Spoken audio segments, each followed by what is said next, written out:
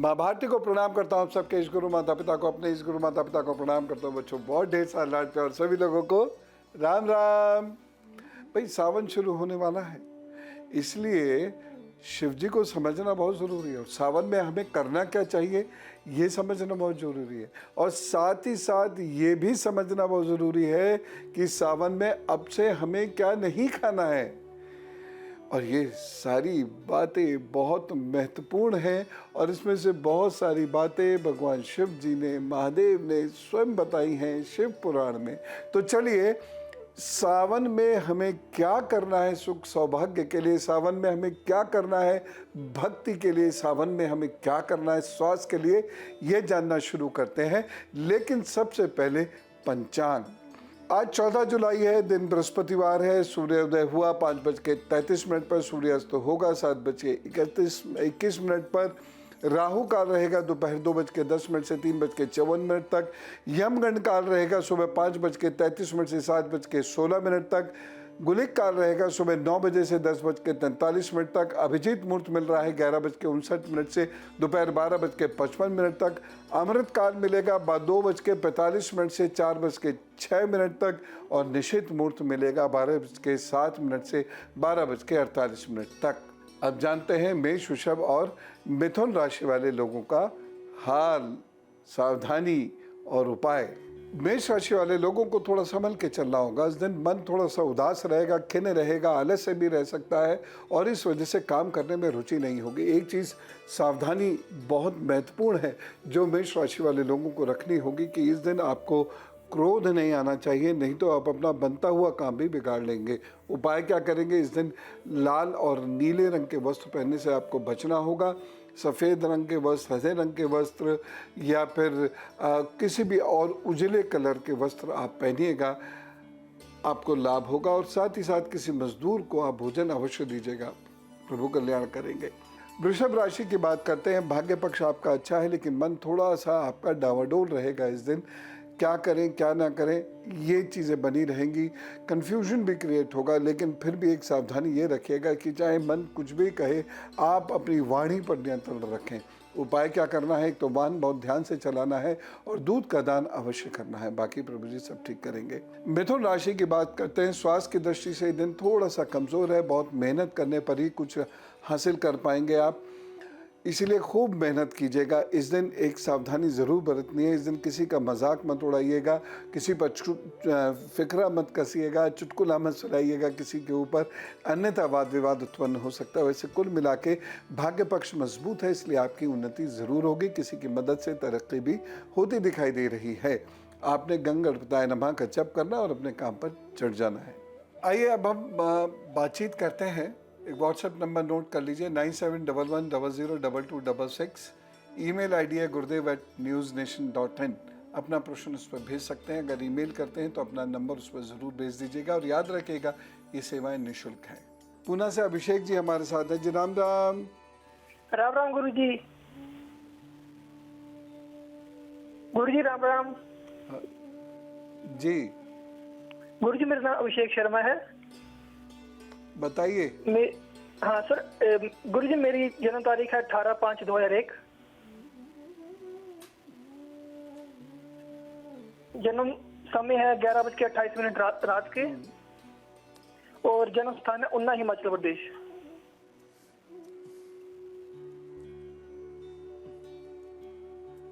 गुरु जी मेरा job related पूछना था और मेरे जीवन का उद्देश्य क्या है?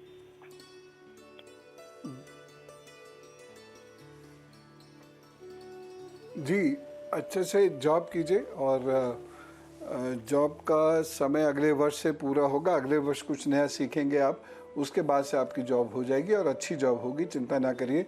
और लोगों को पढ़ना पढ़ाना ही आप अपने जीवन का उद्देश्य बना लीजिए और इसके साथ साथ पक्षियों की सेवा किया कीजिएगा। पक्षियों को मार के कभी नहीं खाना, इस बात का ध्यान रखें। हमेशा वेजिटेरियन रहें। काली चीज़ों से बचने की कोशिश करें, चमड़े वाली चीज़ों से बचने की कोशिश करें और शिव आराधना किया करें। फिर बस आपको जीवन में और कुछ रोकेगा नहीं, लगातार उन्नति करेंगे। अब बात करते हैं शिव जी की और इन बातों को बहुत ध्यान से सुनिएगा, बहुत ध्यान से समझने की ज़रूरत है, जिससे आप भगवान शिव की उपासना कर सकें, उनको प्रसन्न कर सकें और उनके बारे में जब तक आपकी समझ दुरुस्त नहीं होगी तब तक उनकी उपासना कैसे कर पाएंगे। शिव जी को अक्सर नीला दिखाया जाता है, जबकि शिव जी का कंठ नीला है। कंठ नीला क्यों हुआ? क्योंकि उन्होंने लोगों के हित में, इस सृष्टि के हित में विष पी लिया था। विष पीने से उनका गला नीला पड़ गया था, तब से उन्हें नीलकंठ बोला जाने लगा। विष पीने से भगवान शिव के शरीर में बहुत गर्मी होने लगी। ये विष कोई साधारण विष नहीं था, समुद्र मंथन में यह हलाहल निकला था। और अगर भगवान शिव इस विष को नहीं पीते तो ये संपूर्ण सृष्टि को नष्ट कर सकता था। लेकिन समाज को बचाने के लिए, लोगों को बचाने के लिए भगवान शिव ने इसी विष का पान कर लिया। इससे क्या हुआ कि शरीर में उनके बहुत गर्मी उत्पन्न होती चली गई। शिव जी के शरीर में एकदम जलन सी उत्पन्न होती चली गई और इंद्रदेव ने इसीलिए एक खास काम किया। वो खास काम क्या था ये मैं भी आपको बताऊंगा, लेकिन इससे पहले हम ये समझते हैं कि इसीलिए सावन में शिव जी को हर वो वस्तु अर्पित की जाती है जो इस समाज के स्वास्थ्य के लिए हानिकारक है, विष समान है। सावन का महीना सामान्यतः लड़कियों के लिए पति मांगने का महीना बन जाता है, जबकि ऐसा नहीं है। ये तो एक बहुत छोटा सा कार्य है। सावन के महीने को ज्ञान योग का महीना कहा गया है। गुरु पूर्णमासी के दिन गुरु जी की सेवा करने के बाद उनसे ज्ञान प्राप्ति की आज्ञा ली जाती है। अगले दिन से गुरु चरणों में बैठकर शास्त्रों के श्रवण, चिंतन और मनन की प्रक्रिया प्रारंभ हो जाती है। इस एक माह में शिव जी के संबंध में, सृष्टि के उद्भव के संबंध में बड़ी गहरी चर्चाएं की जाती हैं और इसके साथ साथ भक्ति आदि विषयों पर भी बहुत गहरी चर्चाएं की जाती हैं और अभ्यास किए जाते हैं। शिव जी की चर्चा को श्रावण मास की पूर्णिमा तक किया जाता है। श्रावण को ही रूप बदलकर सावन बन जाता है, हम सावन कह देते हैं। यह अध्यात्म की दृष्टि से यह माह बहुत महत्वपूर्ण है। सावन के महीने में खूब बारिश होती है जिससे जीव जंतु बाहर निकल आते हैं। अतः इस महीने में कोई मंगल कार्य नहीं करते क्योंकि उसमें बाधाएं आती हैं, जीव जंतुओं की वजह से बाधाएं आनी शुरू हो जाती हैं। यही कारण है कि कोई भी शादी ब्याह फंक्शन सावन के महीने में नहीं किया जाता है और अब सूर्य वैसे भी दक्षिणायन हो जाता है। सावन का महीना शिव जी का महीना विशेष रूप से इसलिए कहा जाता है क्योंकि इंद्रदेव ने खूब जल बरसाया शिव जी के ऊपर, इसलिए ये जल बरसाया गया था जिससे कि वो हालाहल शिव जी के शरीर को अंदर से जला न दे। इसलिए जल बरसाकर लगातार शिव जी को ठंडक पहुंचाने का कार्य किया। इसलिए सभी मनुष्य ऐसा करते थे और प्रतिदिन हम सबको ऐसा करना चाहिए कि रोजाना शिव जी का जल से अभिषेक करें। दूध से अभिषेक करने के बारे में कहीं कोई ऐसी विशेष जानकारी तो मिलती नहीं है, लेकिन जल से अभिषेक करने के बारे में जानकारी मिलती है। इसलिए जल से नियमित रूप से प्रत्येक मनुष्य का कर्तव्य है कि वह शिव जी का अभिषेक करे। एक और बात इसमें मैं विशेष रूप से कहना चाहूंगा, बहुत से लोग कहते हैं कि स्त्रियां शिव जी का अभिषेक नहीं कर सकती। ये बिल्कुल गलत है। शिव पुराण में बहुत स्पष्ट रूप से लिखा है कि स्त्रियां शिवलिंग तक का निर्माण कर सकती हैं। दरअसल जिसे हम शिवलिंग कहते हैं, ये मतलब है शिव का प्रतीक। ये शिव जी के शरीर का हिस्सा है ही नहीं, इसलिए इसे शिव जी के शरीर का हिस्सा नहीं मानना चाहिए। इसे भगवान शिव का प्रतीक मानना चाहिए। जैसे अन्य बहुत सारे प्रतीक होते हैं, उसी प्रकार से यह शिव जी का प्रतीक है, सृष्टि का प्रतीक है, कल्याण का प्रतीक है। यह शरीर का हिस्सा बिल्कुल नहीं है। इसलिए स्त्रियां जल से अभिषेक भी कर सकती हैं, शिवलिंग का निर्माण भी कर सकती हैं और शिव जी की पूजा भी कर सकती हैं। और ये मैं नहीं कह रहा, ये शिव पुराण में लिखा हुआ है। शिव जी पर बहुत महत्वपूर्ण बातें हमें करनी है।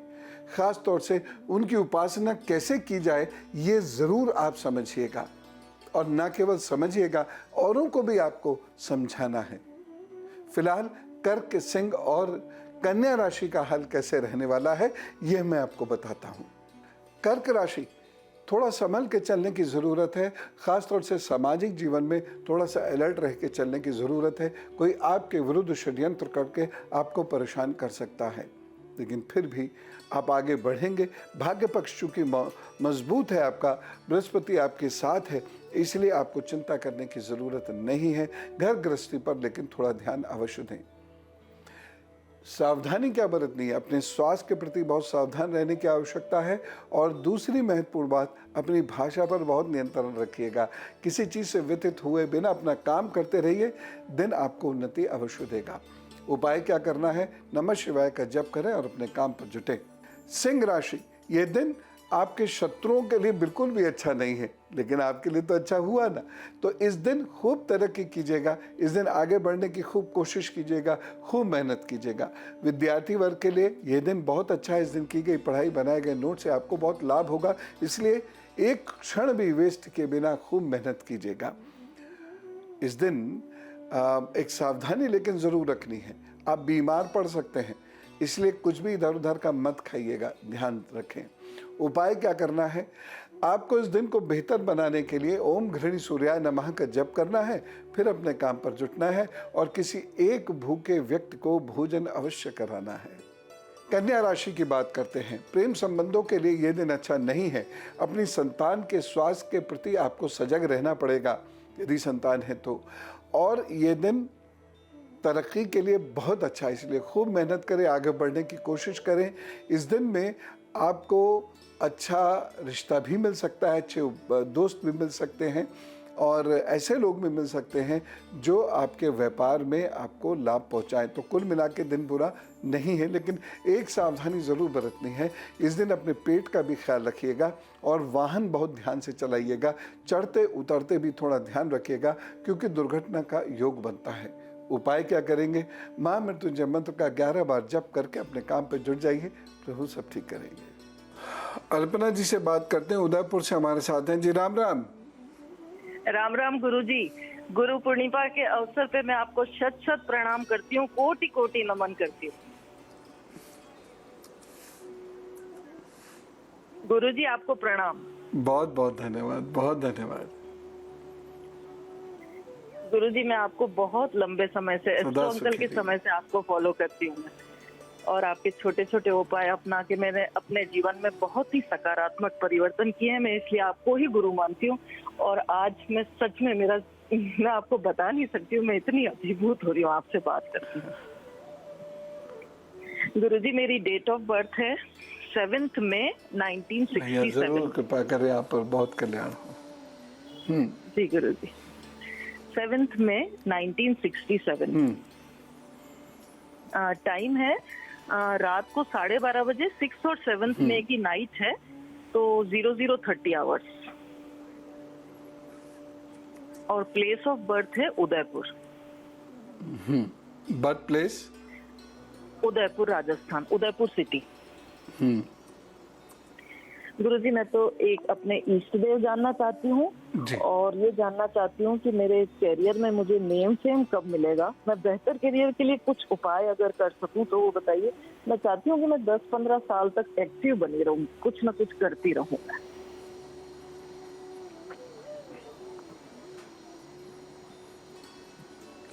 एक तो मछलियों को आप आटे की गोलियां ज़रूर देते रहिए कीजिए, और दूसरा काम है ऐसी जगह जहां सरोवर हो वहां घूमा ज़रूर कीजिए, वहां जाया कीजिए। कुत्तों की सेवा आप नियमित रूप से किया कीजिए और उसके साथ साथ वर्ष में एक बार कम से कम आम का वृक्ष, आम का पौधा ज़रूर रोप दिया कीजिए और ऐसी जगह पर जहाँ पर वो वृक्ष बने, अच्छे से फल फूल जाए। माँ दुर्गा की उपासना आराधना कीजिए। आप इतना अगर करेंगे तो आपको जीवन में थकने की ज़रूरत ही नहीं पड़ेगी, आप हारेंगे नहीं, आप लगातार उन्नति करेंगे और लोगों का बहुत कल्याण भी आपके माध्यम से हो जाएगा और आपको प्रतिष्ठा भी प्राप्त होगी। अगले वर्ष 20 फरवरी के बाद से आपके जीवन में कुछ अच्छे सुखद परिवर्तन मुझे दिखाई दे रहे हैं और मुझे पूरी उम्मीद है कि अगला वर्ष वो आपके जीवन में कुछ नए अध्याय शुरू करेगा। अब इन सावन में आपको पूजा कैसे करनी है यह जानिए। देखिए, हम सब लोगों को जल से अभिषेक करते हुए ओम नमः शिवाय का अथवा ओम रुद्राय नमः का जप करते रहना चाहिए। लेकिन हम जब जल से अभिषेक करते हैं तो शिवलिंग और उसके आसपास बहुत गंदगी कर देते हैं। ये नहीं करना चाहिए, क्योंकि शिव जी को साफ सफाई बहुत ज़्यादा पसंद है। वो यहाँ तक कहते हैं, मैंने पूर्व में भी आपको बताया है, शिव पुराण में यहाँ तक लिखा है कि जो उनके मंदिर की साफ सफाई करता है और वहाँ पर वृक्ष या फल फूल वाले पौधे लगाता है, उसको शिव पद प्राप्त हो जाता है। एनवायरनमेंट के लिए शिव जी इतने ज़्यादा कंसर्न हैं। लेकिन हम लोग मंदिरों में बहुत गंदगी करते हैं, ऐसा बिल्कुल नहीं करना है। दूसरी बात, प्लास्टिक पूजा में कभी नहीं चढ़ाया जाता है, इस बात का विशेष ध्यान रखिएगा। बहुत सारे लोगों को मैंने देखा है कि वह दूध की थैली शिव जी पर चढ़ा जाते हैं। ऐसा कतई मत कीजिए। आप उसे अलग किसी बाल्टी में रख दीजिए, आप उसे पंडित जी के यूज़ के लिए रख दीजिए, लोगों के उपयोग के लिए रख दीजिए, लेकिन थैलियाँ कभी भी शिवलिंग पर नहीं चढ़ाइए। पुण्य कमाने जा रहे हैं, पाप मत कमाइए।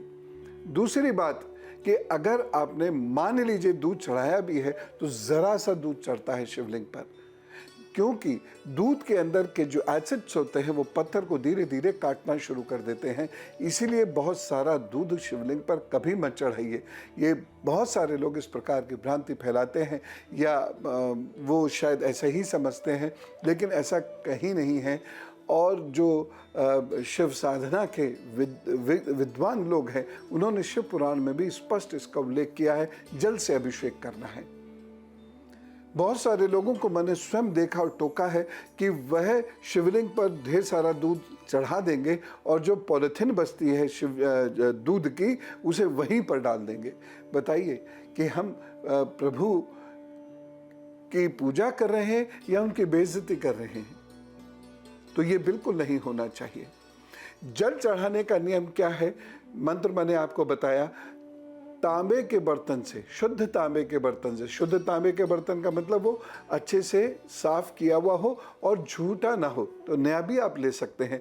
शुद्ध तांबे के बर्तन से, और जलहरी मिल जाए तो बहुत अच्छा है। वहाँ आप जल चढ़ाइए, शिवलिंग पर जल चढ़ाइए और जल्दी से जल चढ़ाइए, आगे बढ़िए, क्योंकि और लोगों के लिए भी आपको समय देना है, क्योंकि इससे भी समाज का कार्य होता है। ठीक है। दूसरी चीज है पंचामृत। कुछ लोग पंचामृत से पूजा करते हैं, और मैं भी कहता हूं कि आपको 1 या 2 चम्मच पंचामृत शिवलिंग पर चढ़ाना अवश्य चाहिए। बहुत ज़्यादा नहीं, क्योंकि उसमें भी दूध दही होता है। लेकिन पंचामृत 1 या 2 चम्मच अर्पित करके, यदि आप वहाँ बैठ के, कोने में कहीं बैठ के ओम रुद्राय नमः का जप करते हैं, तो यह आपके घर गृहस्थी के सुख के लिए बहुत महत्वपूर्ण माना जाता है। लेकिन पंचामृत से पूजा करने के तुरंत बाद आप उसको साफ अवश्य कर दीजिएगा। अगली बात जो मैं कहना चाहता हूँ, गन्ने के रस से भी आप शिवलिंग का अभिषेक करते हैं। जिन लोगों को स्वास्थ्य लाभ चाहिए, जो लोग बहुत बीमार हैं, जिन लोगों के घरों में बहुत प्रॉब्लम्स चल रही हैं बीमारी से संबंधित, उन लोगों को गन्ने के रस से ओम रुद्राय नमः या ओम नमः शिवाय या महामृत्युंजय मंत्र से लगातार जप करते हुए अभिषेक करना चाहिए। निश्चित रूप से आप देखेंगे कि आपके घर से रोग जाना शुरू हो जाएंगे, और उन रोगों से आप रुकेंगे नहीं। थोड़ा तो दंड स्वरूप हमें भुगतना पड़ता ही अपने रोग का, लेकिन उस रोग से हमारा जीवन रुकता नहीं। यही ईश्वर की कृपा है। एक और चीज मैं यहाँ कहना चाहूँगा, शहद से भी शिवलिंग को स्नान कराते हैं। तो जल में शहद को अच्छे से घोल लीजिएगा और ओम नमः शिवाय का जप करते हुए 108 बार शिवलिंग का अभिषेक कीजिएगा। चम्मच से जल लेकर या जलहरी से जल लेकर इस तरीके से 108 बार वह मंत्र पढ़िएगा, तो ना केवल रोग का नाश होता है, बल्कि गृहस्थ का सुख भी प्राप्त होता है। यदि गृहस्थी में वैमनस्य चल रहा हो, पति पत्नी दूर दूर रहते हो, तो उनके मिलने का ये एक बहुत अच्छा उपाय है। या किसी स्त्री को वर नहीं मिल रहा है, किसी लड़के को वधू नहीं मिल रही है, तब भी इस प्रयोग को आप करके देखिएगा, प्रभु जरूर कल्याण करेंगे। एक बात मैं यहाँ और आपको बताता हूँ, कुछ लोगों को बहुत सारी परेशानियों का, विशेषकर शत्रुगत परेशानियों का सामना करना पड़ता है, जिससे उनकी नौकरी में, पढ़ाई लिखाई में, समाज में, व्यापार में बहुत सारे संकट आते हैं। अगर ये संकट बहुत विशेष हों, छोटे मोटे संकट हमें स्वयं शांत करने की कोशिश करनी चाहिए, क्योंकि प्रभु ने हमें अपनी शक्ति दी है। लेकिन कभी कभी जब चीज़ें हमारे हाथ से बाहर निकल जाती हैं, तो हमें ये विशेष उपाय करना चाहिए। और वो विशेष उपाय है सरसों के तेल से ओम रुद्राय नमः का जप करते हुए 108 बार अभिषेक करना। इससे आपकी जो इस प्रकार की सभी बाधाएं हैं, ये दूर होना शुरू हो जाएंगी। और इसमें किसी का नाश नहीं मांगना है, क्योंकि शिव जी कल्याण करते हैं। आपको सिर्फ अपना कल्याण मांगना है, ये याद रखिएगा। बहुत सारे लोग जो होते हैं वो वाम मार्गी पूजाएं करने लगते हैं, इसका नाश कर दो, उसका नाश कर दो। आपका कार्य सुचारू रूप से चलना चाहिए बस। बाकी उनके लिए शिव जी को क्या सोचना है, ये वो जाने। एक और महत्वपूर्ण फल आता है, फल कह सकते हैं उसको, धतूरा। धतूरे का प्रयोग ज़रूर करिएगा पूजा में। तो धतूरा और बेलपत्र, बेलपत्र के बारे में हम बहुत गहराई से अब जानते हैं। बेलपत्र पेट साफ करता है, बेलपत्र शरीर की गर्मी को शांत करता है। बेलपत्र या बेल के पेड़ का जो फल होता है वह हमारे शरीर को पुष्ट करता है। धतूरा और बेल पत्र की पत्तियां, लेकिन 3 पत्तियां पूर्ण हो, खंडित नहीं होनी चाहिए। ये भगवान शिव को आप अवश्य अर्पित कीजिएगा। इससे लाभ मिलता है। क्या लाभ देते हैं प्रभु जाने, लेकिन आपकी कोई अगर ऐसी मनोकामना है तो यह दोनों चीज़ें आप उनको अर्पित करें, जल से उनका अभिषेक करें और प्रभु से प्रार्थना करें कि वह आपके भविष्य को संवारे। वैसे धतूरे का अर्पण करने से बहुत से लोगों के घरों में यदि नकारात्मक ऊर्जाओं से संबंधित बाधाएं होती हैं, वह शांत हो जाती है। और एक बार जब नकारात्मक ऊर्जाएं शांत हो जाएंगी तो फिर सकारात्मक ऊर्जाएं अपना कार्य बाबुलंद होकर करेंगी।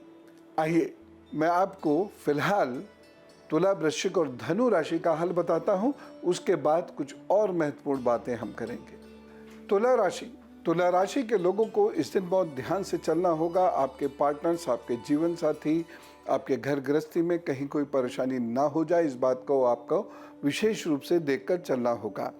साथ ही साथ तुला राशि के लोगों का भाग्य पक्ष चूंकि इस दिन अच्छा है, इसलिए बहुत मेहनत से आपको काम तो करना है, लेकिन संघर्ष बहुत रहेंगे, ये ज़रूर ध्यान रखिएगा।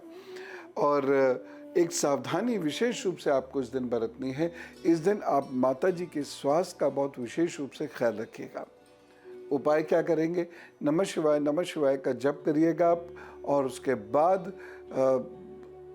थोड़ा सा मिष्ठान लेकर घर से निकलिएगा या फिर बाहर से खरीद लीजिएगा और किसी व्यक्ति को ये मिष्ठान ज़रूर दीजिएगा जिसे इसकी ज़रूरत हो। बाकी प्रभु जी सब ठीक करेंगे, चिंता ना करें। वृश्चिक राशि की बात करता हूँ। वृश्चिक राशि के लोगों के लिए ये दिन अच्छा है।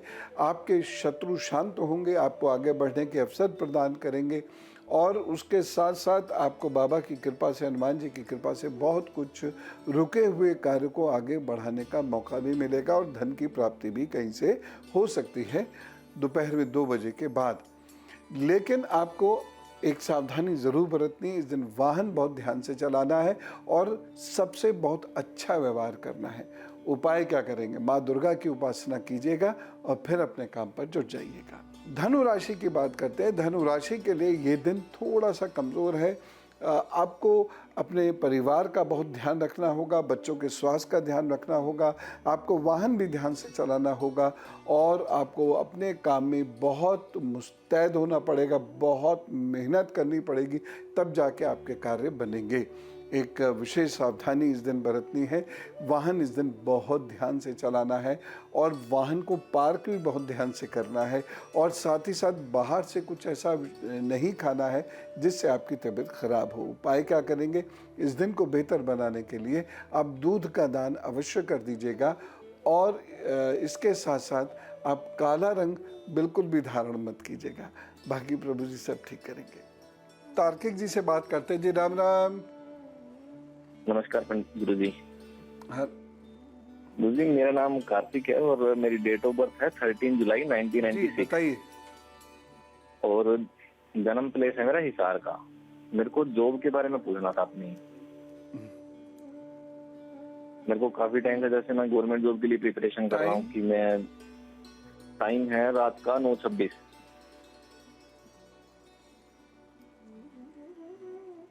तो गवर्नमेंट जॉब कब तक लग सकती है, या प्राइवेट में फोकस करना चाहिए, या बिजनेस में, कैसे?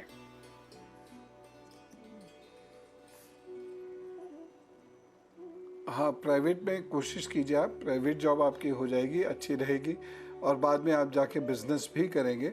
यद्यपि बिजनेस का समय अभी नहीं है, अभी आप प्राइवेट जॉब करिए, बिजनेस को सीखने का मौका भी मिल जाएगा इस बहाने से।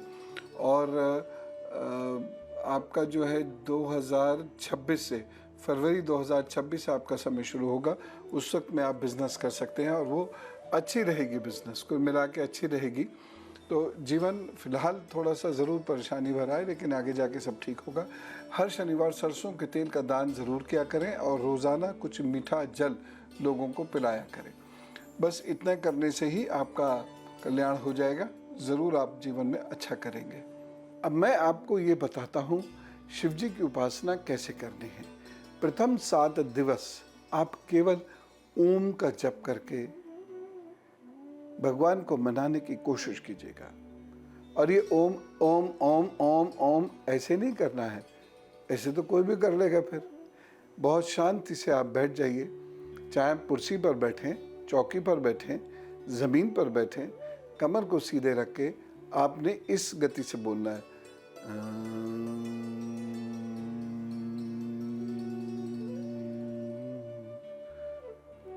फिर पूरी श्वास खींचिए, फिर छोड़ते हुए बोलिए।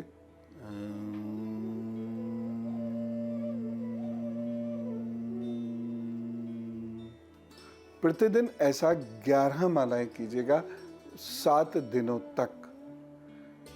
उसके बाद फिर आपकी पूजा शुरू होगी, जो मैं आपको बाद में बताऊंगा।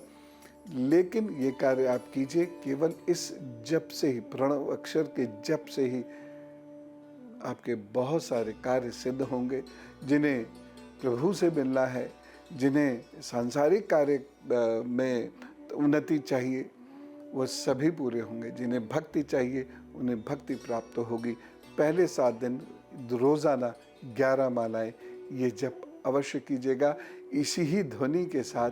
और इसे भ्रमरी ध्वनि कहते हैं, भौरे जैसी ध्वनि, इसी ध्वनि के साथ और इतना ही लंबा तसल्ली से।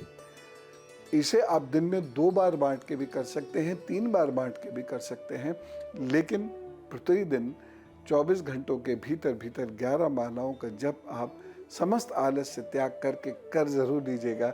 बाबा की अद्भुत कृपा आपको प्राप्त होगी। ओम। और अब मैं बताता हूँ आपको मकर, कुंभ और मीन राशि का हाल। मकर राशि, मन को उत्साह से भर लीजिए। आज डिप्रेस्ड हैं, आज आपका मन किसी कार्य में लग नहीं रहा और आलस से बहुत आ रहा है। बिल्कुल गलत बात। बहुत काम करना है, क्योंकि भाग्य पक्ष आज अच्छा है, मजबूत है। इसलिए बहुत मेहनत करने के बाद आपको भाग्य पक्ष से उपलब्धि प्राप्त करनी ही करनी है। इसलिए मेहनत के लिए तैयार हो जाइए। मन को शिथिल बिल्कुल मत करिए, डिप्रेशन बिल्कुल मत महसूस कीजिए। जो मैं उपाय बताऊंगा वो कर लीजिएगा, प्रभु जी सब कल्याण करेंगे। और एक सावधानी ज़रूर बरतिएगा, इस दिन आप एक और आलस्य से बचेंगे तो दूसरी ओर किसी को भी बुरा बोलने से बचिएगा, क्योंकि नकारात्मक विचार अपने अंदर हैं, इसलिए पूरी दुनिया नेगेटिव दिखेगी आज। उपाय क्या करना है? गुड़हल का फूल या कोई अन्य लाल पुष्प माँ दुर्गा को भेंट कीजिए और वहीं थोड़ी देर बैठकर आप ओम दुर्गाय नमः का जप कीजिए और ढेर सारा पानी दिन भर पीजिए। प्रभु जी जरूर कल्याण करेंगे। कुंभ राशि, धन की दृष्टि से ये दिन अच्छा नहीं है, इसलिए किसी को उधार आदि देने से बहुत बचना होगा आपको। इस दिन शत्रु मुखर है, आपका नुकसान कर सकते हैं, इसलिए आप अलर्ट रहिएगा। इस दिन एक विशेष सावधानी आपको बरतनी है और वो ये है कि अगर आप भीग जाएं तो तो तुरंत तुलसी जी वाली और तुलसी और अदरक वाली चाय ज़रूर पी लीजिएगा 1-2 बार, अन्यथा आपको बुखार पकड़ सकता है या कोई इन्फेक्शन पकड़ सकता है। उपाय क्या करेंगे इस दिन को बेहतर बनाने के लिए? आप नमः शिवाय का जप करेंगे और शहद आप किसी मंदिर में दान जरूर कर दीजिएगा। मीन राशि, भाषा पर नियंत्रण रखकर चलने की आवश्यकता है। जल्दबाजी किसी काम की मत कीजिएगा। इस दिन आर्थिक स्थिति बहुत अच्छी नहीं कही जा सकती है, ध्यान रखें। और साथ ही साथ आपको अपने परिवार में कलह ना हो, रिश्ते नातों में अच्छे से सब बना रहे, इसके लिए भी बहुत प्रयत्न करना होगा। एक छोटी सी सावधानी, आपको रोगों से बचना होगा और धोखे से भी बचना होगा। और उपाय क्या करना है?